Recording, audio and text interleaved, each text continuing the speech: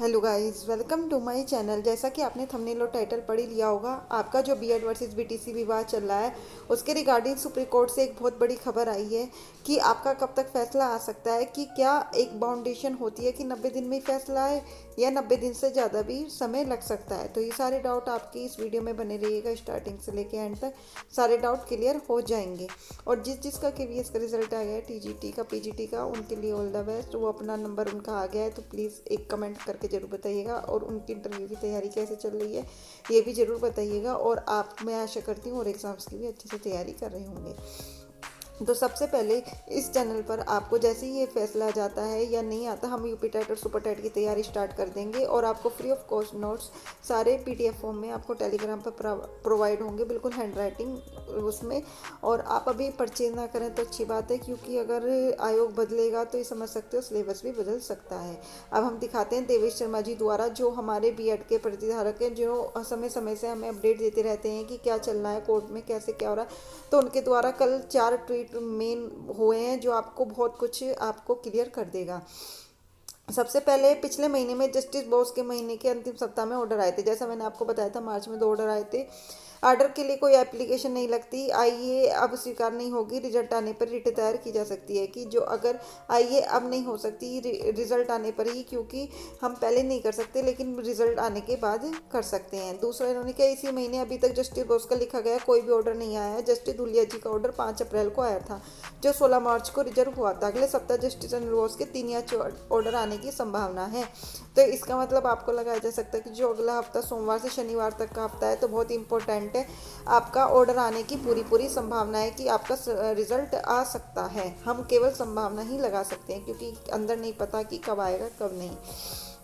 Next है, अधिकतर order के लिए केस सप्लीमेंट्री में एक दिन पहले शाम को लिस्टेड होते हैं। मेन लिस्ट में ऑर्डर के लिए बहुत कम केस लिस्टेड होते हैं। मतलब जैसे मैंने बताया, जैसे ऑर्डर आएगा तो पहले दिन आपका लिस्टेड हो जाएगा।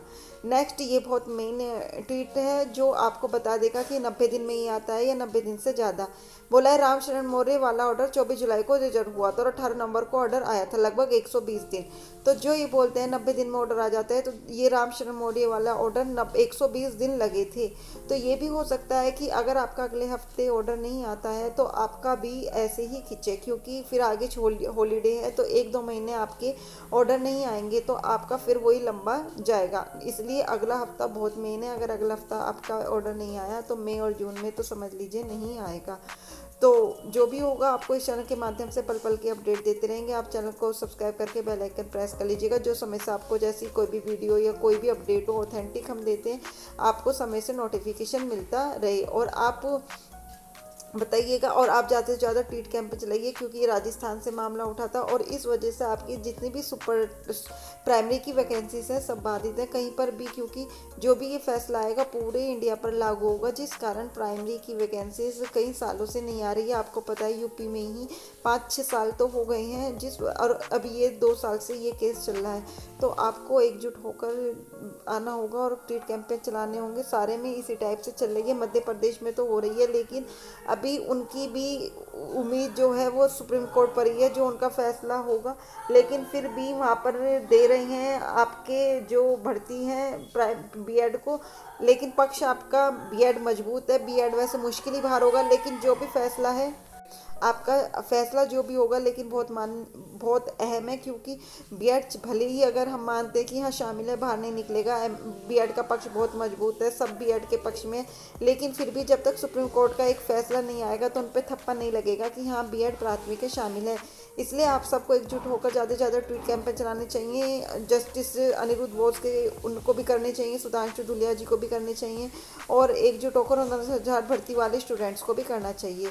तो जो भी होगा इस चैनल के माध्यम से आपको पल के अपडेट देते रहेंगे। आपको क्या लगता है कि क्या होगा, कि 90 दिन में आएगा या इससे ज़्यादा दिन में आएगा, आप कमेंट करके ज़रूर बताइएगा। और अगर आपको किसी और एग्ज़ाम के रिगार्डिंग वीडियो चाहिए तो वो भी कमेंट करके बताइएगा। आज के लिए इतना ही, थैंक यू।